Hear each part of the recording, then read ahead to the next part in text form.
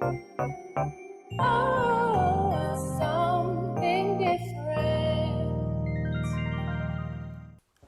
Exodus chapter 14, verses 11 and 12. And they said to Moses, "Why did you bring us out here to die in the wilderness?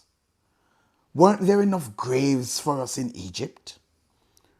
What have you done to us? Why did you make us leave Egypt? Didn't we tell you this would happen while we were still in Egypt? We said, 'Leave us alone. Let us be slaves to the Egyptians. It's better to be a slave in Egypt than a corpse in the wilderness.'" Wow. Intense. These people were angry and fearful and distressed because it seemed as if they were going to die. To die at the hands of the Egyptians. Now, it's interesting. They are saying, "Why didn't you leave us in Egypt to die? Why take us out here to die?" Well, is it that there are some places that are better to die than others?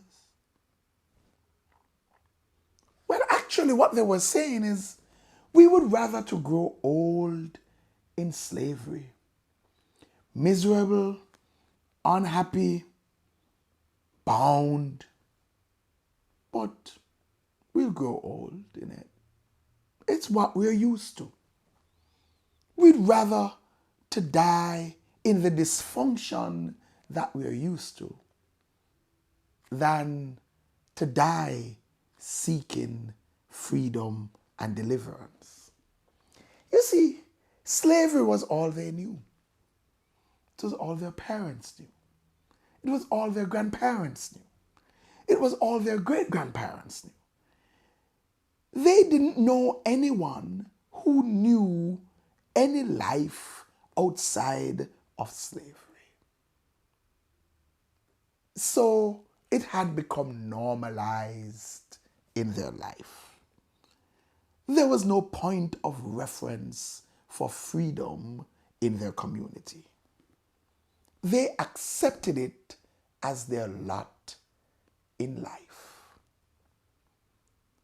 And it was always easiest to go back to that which they knew than to fight for what they did not know. The question is, are there some dysfunctions that you have become so accustomed to that you would rather to hold on to it than to move into a new paradigm? What dysfunction has become normalized for you or your family?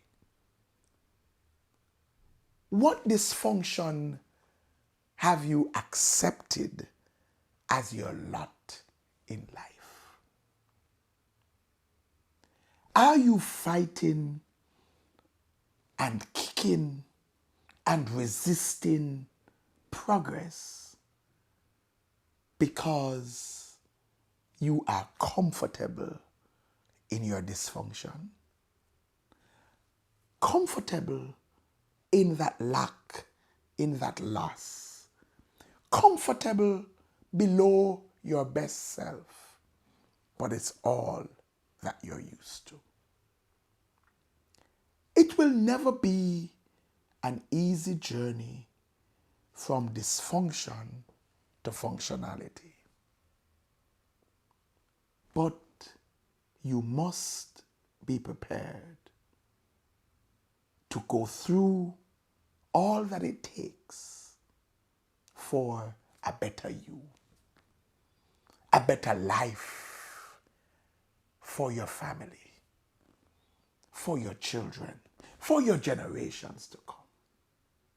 There is more to you than this. It is time to break the cycle. It may be how it has been for your family for generations. But God says He wants you to break the cycle. But you must be prepared to take that hard decision to pull away from the comfort of the known, even though the known is uncomfortable. To let go of the dysfunction and embrace the change that will bring you into the place of your greatness. The choice must not be to die in slavery in Egypt. May you say, like some of the freedom fighters said,